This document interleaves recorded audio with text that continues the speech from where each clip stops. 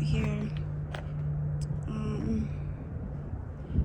I left this therapy session and it was not even a therapy, what do you call it? Assessment. And with the assessment, the person I met was not really human, so I have to keep doing my thing and helping myself the same way that I've been helping myself in the last few months, because in his assessment he concluded that I have adjustment issues, and that's my diagnosis. The whole process with him was just very bizarre. Like, the interaction that I had with him didn't really feel like professional at all, but I don't know what to say. I have no review. I have no, like, I'm not satisfied, but at the same time, it's only an hour of my life that this man was given, and he's working on a timely basis, and he wasn't paid by me directly, and maybe that's why he had to rush what he was doing. I was recommended to him through a city service, and I felt like he just needed to get the appointment over and done with. Knowing the last few months, the amount of stress I've been under, and the fact that I called these people for help, and the first thing they wanted to do was put me on medication, and I told them, like, I want to see other options before medication, because I truly believe like there's a lot more that we can do for our bodies before we get medicated, especially because I'm not that far gone. Like, if I'm still here, I'm still talking, and I'm still finding like solutions to my problems, then I'm not deep in a place where I can't get rescued. And so both of the therapists or psychiatrists, whatever you call them, they knew that. And I asked for help because I wanted to stop the whole ideation with suicide, and I just wanted to like think positive and go back to the way that I used to be before. And so imagine having an outlook on life even when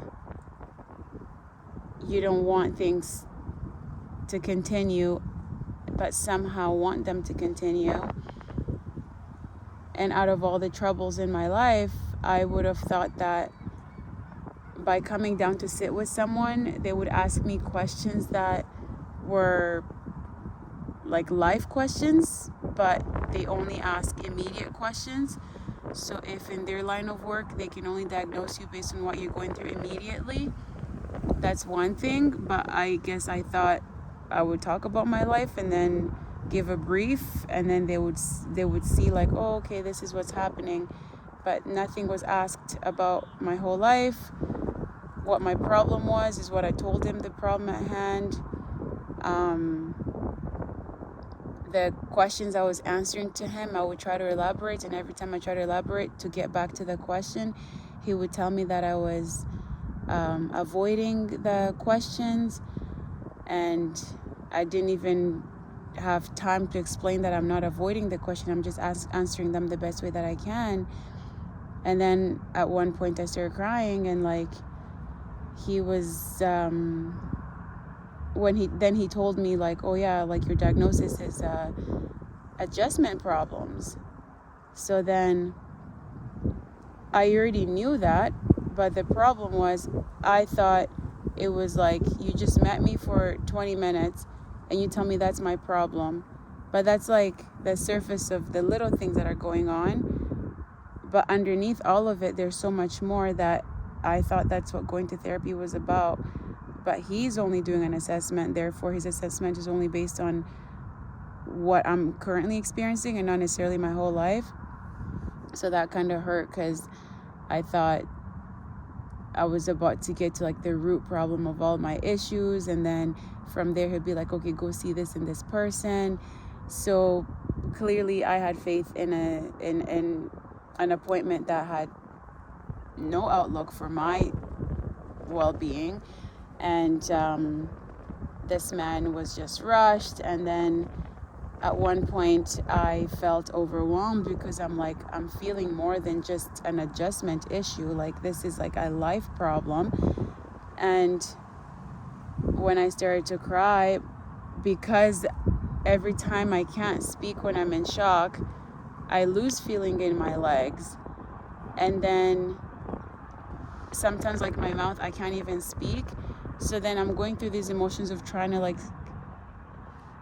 stop myself from overreacting by trying to speak, and all I could say was, I want to leave.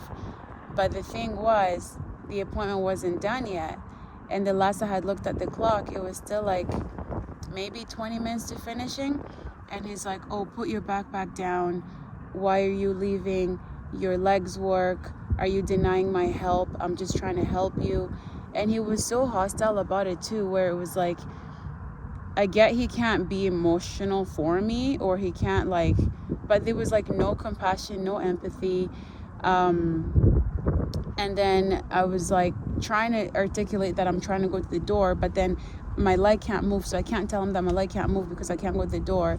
So then I'm like rubbing my leg to try and like make myself leave, and somewhat I wasn't able to get up. So then he goes and gives and writes down this information for who I need to go see. He's like, yeah, you're only having this issue. I don't believe that you have mental issues. It's just this. And then I'm crying, and I'm away from his face, and he's over here. And then I hear him say, oh, I don't even think you're going to call them anyway. And when he said that, I really wanted to just get up and go. But then I'm like, if I get up, I'm going to fall and faint. So I need to wait. And then I'm just like pinching myself, trying to like get out of this situation so that I can actually leave the room and say thank you for your time. And then to hear someone say that to me, and it's like, I'm already here telling you I literally wanted to kill myself. I wanted to die. I didn't want to live. I'm doing what I can to live by getting up every day and working on my emotions and doing all this stuff. And the things that I'm telling him, I don't know if they resonated or not, but like, then when you say, it's like, wouldn't you ask a person more questions than just, how did you want to kill yourself? Like, I don't know. It was just so bizarre. There was nothing that went beyond what was going on for me in the last few months. He didn't ask any childhood problems. He didn't ask anything that I would have thought a therapist would have asked, because I always thought getting to a root of a problem had to be with asking questions that had to do with my childhood. But none of those things were asked. So finally, when he told me, oh, your legs work, you can get up, your legs were working when you got here, it hadn't been time for the appointment to finish, but when I had looked at my phone, it was getting to the time for the appointment to finish. And I kid you not, at exactly 11 o'clock, this guy gets up, he opens the door, comes back and sits down and says, you wanted to leave? Well, the door's open for you. And it's crazy because it took me like maybe a good 10 minutes to try and like get to a point where I was about to be like, I'm not hiding anything from you. I just don't know how to answer certain questions. But he wasn't having any of it.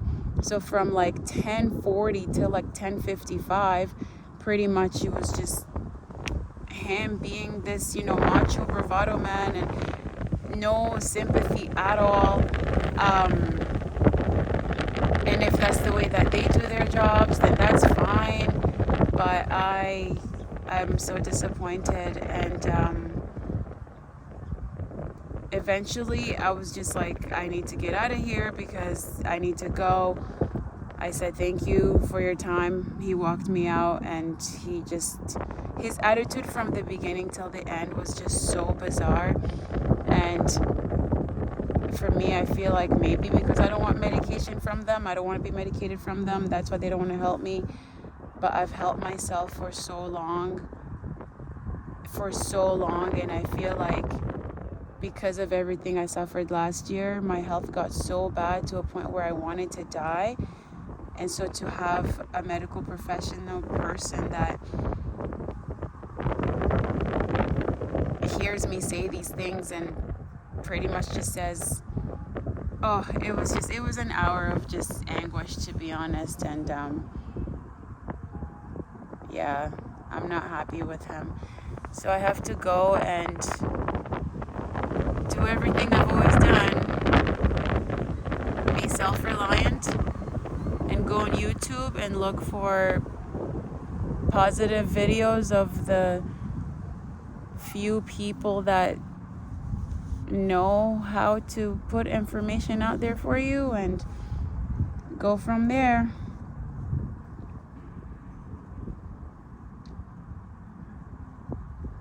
And try to live.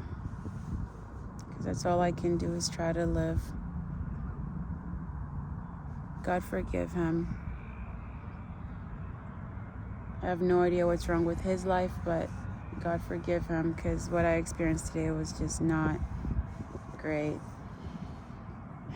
Nature continues to serve me, and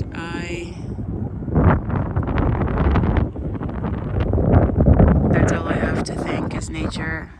Number one, obviously God for creating it, and for my family members and my friends for being good humans, because this is a lot to deal with right now.